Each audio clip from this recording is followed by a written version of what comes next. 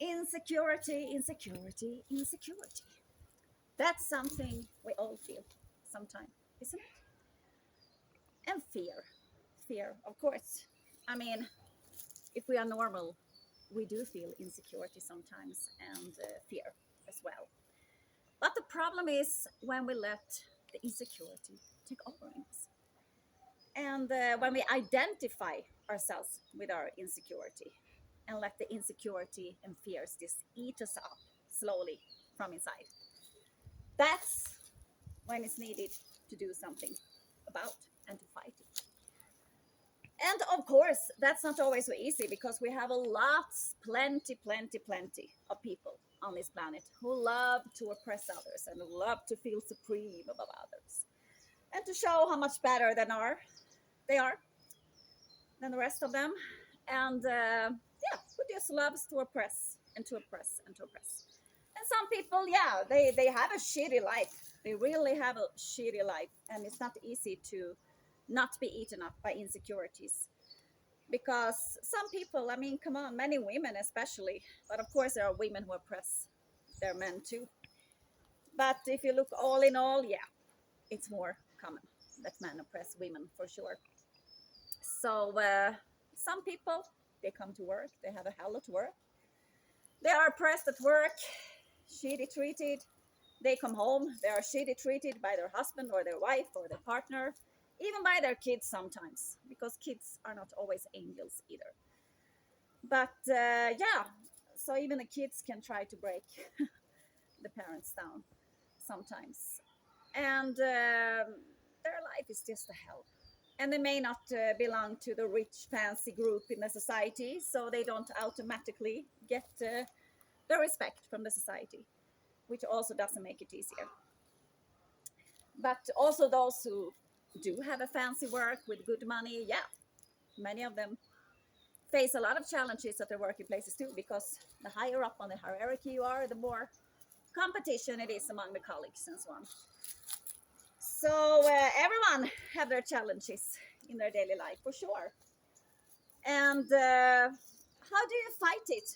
Well, I'm not any professional or something, but first of all, stop identify yourself with the insecurity, because then you will become the insecurity.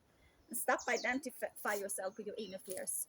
I know there are a lot of shit to fear in these times we are living in, but also people back in the times had a lot of things to fear, but somehow they made it, most of them. So somehow we have to try to make it too for the children's generations, you know, also coming up generations, and for today's children and for the young people. So if we just get stuck in fear and insecurity for everything which is happening in the world, not much gonna change to the better. I mean, the more fear we feel and the more insecure we feel, the more easier we are to control. And it's not only the authorities who loves power and control. There are plenty of other people too, in all classes, who loves to control their partner, for example, or to control their kids, or to control some colleagues, or God knows what. It's always those people around. And the question is, will you let them control you and oppress you? And will you let them make you feel insecure? Or will you not?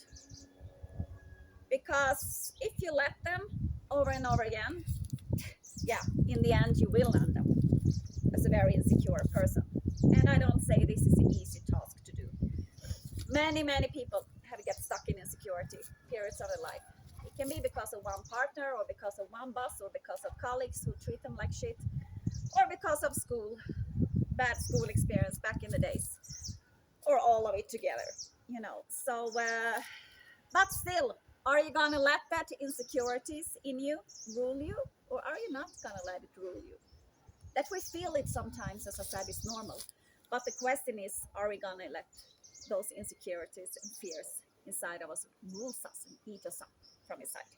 Because if we truly want to be happy, I mean, insecurities are the first things we have to fight as much as we can. Many people also get stuck in roles, you know. They get stuck in these people pleasing roles, for example, being extra, extra nice to everyone, no matter how they treat them. They still keep on being extra, extra nice. And that's not really how you win the respect. So, yeah, stop doing that if you are one of them. Others, they get stuck in the bossy role and without even noticing it because you're used to have the bossy role. But if you are the one who are the people pleaser, for example, then try the bossy role at home, make theater, just to come out of this insecurity, people pleasing role.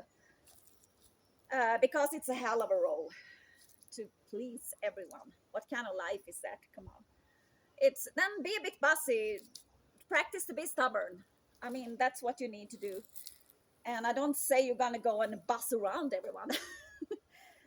But at least, you know, if you meet bossy people, be even more bossy over them. That's a way to put them on place. Don't put yourself under. And they will never respect you. So to dominant people, you have to be even more dominant. And yeah, you know, change your role sometimes. Theater can be very good to come out of a role because we all get stuck in roles. It can be the, yeah, whatever role. The wife role, the mother role, the good colleague role. It's good to be a good colleague, of course, but I mean, it's easy to become this people-pleasing colleague because money is important, and if you're new at work, yeah, you know, it's easy to become the people pleaser, to not get rid of your work. So, but anyway, there has to be balance and everything, right? Balance, to find balance in everything. That's difficult, but it's a practicing like everything else in life.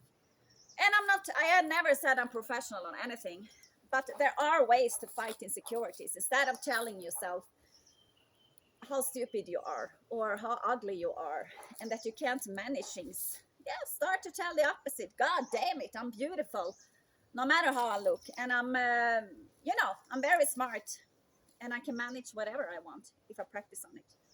Tell that to yourself every day. Tell yourself you're worthy instead of, you know, pushing down yourself also. Become some kind of good friend to yourself, because if you turn yourself into your worst enemy or if you turn into a bad friend to yourself, I mean, your life will also become bad because it all starts in here. Of course, we get the influence of the outside world and how we are treated. But if you don't come along with yourself in here, yeah, you kind of kill your own happiness. And choose carefully what kind of people you spend this precious life with, because, you know, to have one toxic person who constantly are toxic, we are all a bit toxic sometimes.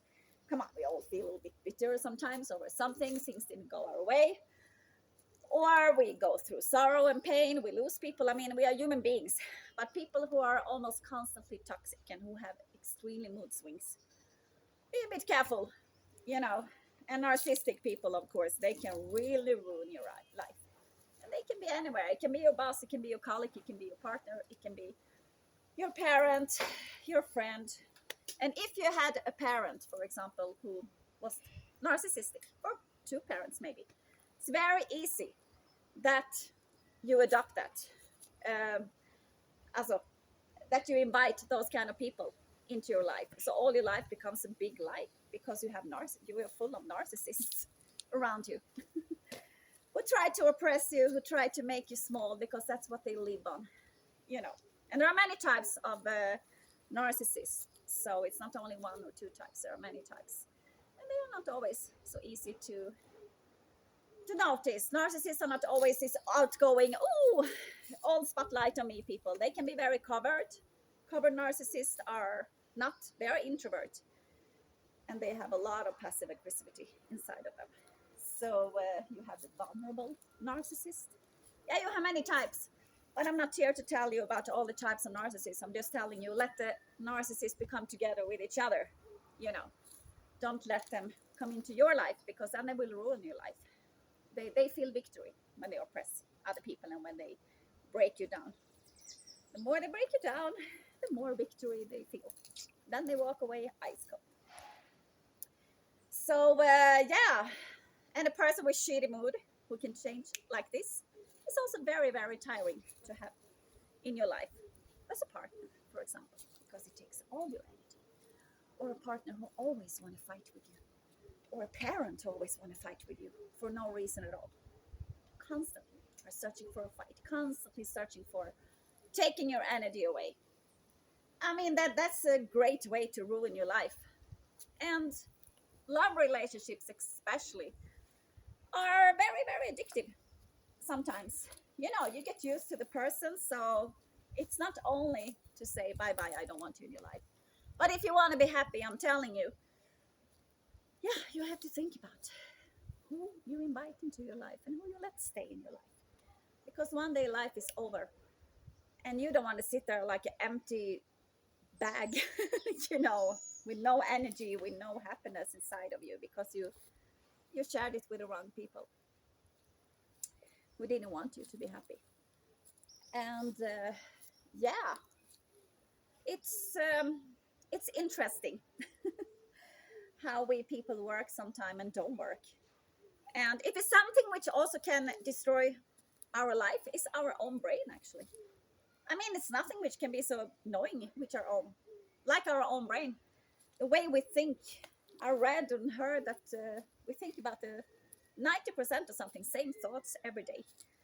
I mean, children, they are more creative in their thinking. They're much more flexible thinking. They don't just get stuck in one thinking. They change. You can change their thinking to the better if they are taught the wrong things. And adults, they are not the same easy, but it's possible. It's absolutely possible. So creativity, I think at least, also really involves to change your thoughts patterns. You know, the way we think about ourselves, about the world. There are so many perspectives. It's not only one perspective to look at human beings or to look at nature or to look at life or anything. You know, there are always so many perspectives. And we are taught a lot of shit through media, through parents, through society. Yeah, from a lot of, you know, places. We sometimes get taught very bad things, which is not even good for us and which we believe in sometimes a whole life. And the self picture, yeah, some people walk away like narcissists. They walk, you know, they sometimes think they are grandiose, they are better than everyone else, and sometimes they are feeling really small. So they are really small people. But in general, I heard that many people think they are better than they actually are on their work, you know. So sometimes we also need to, you know, face ourselves and checking, am I really so good at what I'm doing as I think I am? Maybe we are not. So if you're a lawyer or a doctor or nurse or artist or whatever you are, you know, analyze yourself a bit and check if it's really so good and ask for comments from others. Don't, especially if you have a work where you have a responsibility for life and death. It's very important to challenge yourself, also to really be honest to yourself. Am I doing this work as good as I could and as I should?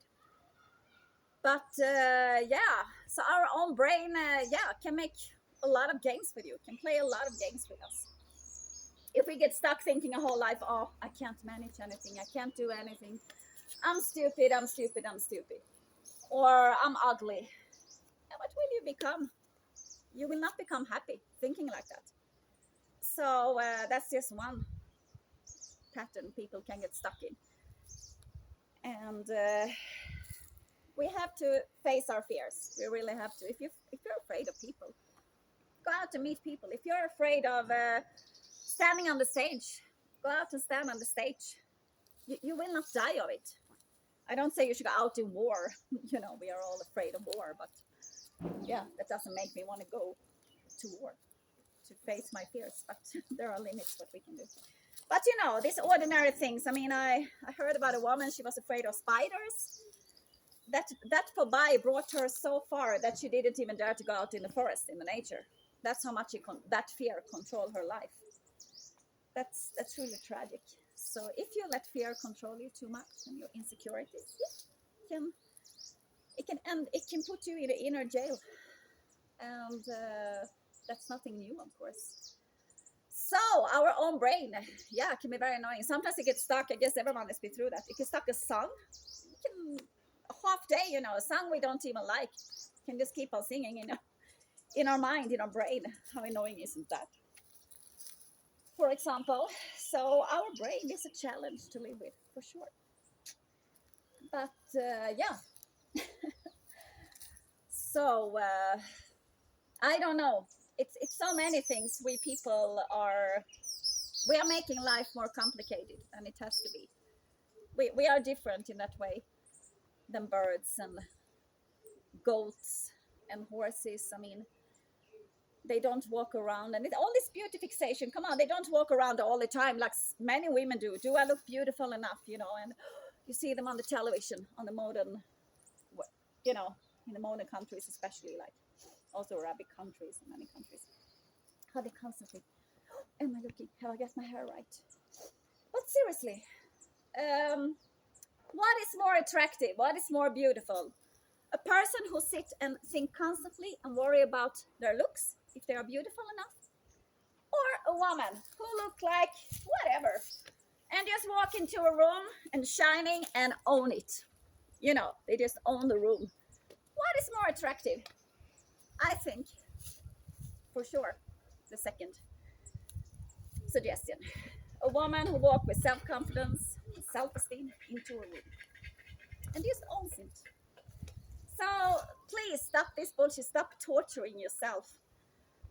It's a lot of torture anyway to be a woman, and we don't have to make it worse, because women can be very hard to each other too. It's like, oh, you're gonna look like that. No, you look better like that. You should dress like that. And of course, there are plenty of men who tell their woman to, no, I want it to look like that and that and that. I mean, go and get that woman then. Because we have the right to get dressed how we want. We have the right to look how we want. If we want to have makeup, we can have makeup. If we want to have high heel shoes, we can have high heel shoes. If we want to go with jogging shoes, we go with jogging shoes. If we want to have no makeup, we have no makeup. I mean, it's a personal choice. No one should force you to do that. So we have to, all of us, trust me, all of us have to free our mind and free our heart. It's not good, for the health to go around and hate people, which we don't like, of course not. Then we just feel anger, and yeah, we lose our energy. But to feel too much love for some people, for narcissists, for example, yeah, that can also kill us. If you just forgive and forgive and forgive, however people treat you. And they don't have to be narcissists. If they are oppressors and they are not willing to change, yeah, kick them out of your life. I know it's easier said than done, but I meet so many people who are crying in the modern part of the world, in the poor part of the world, because of the men, especially. And life is short, my friends. So think about really what kind of people you allowed into your life. And I know that everyone don't have a choice. Some people get forced to get married. Some people live in cultures where it's not easy to have choices as a woman. But as long as you can, please, please, please, try to live the life you want to live, and try to come along with yourself. Try to create a person of yourself who you want to be, not who other people want you to be. As long as you show people respect, common respect,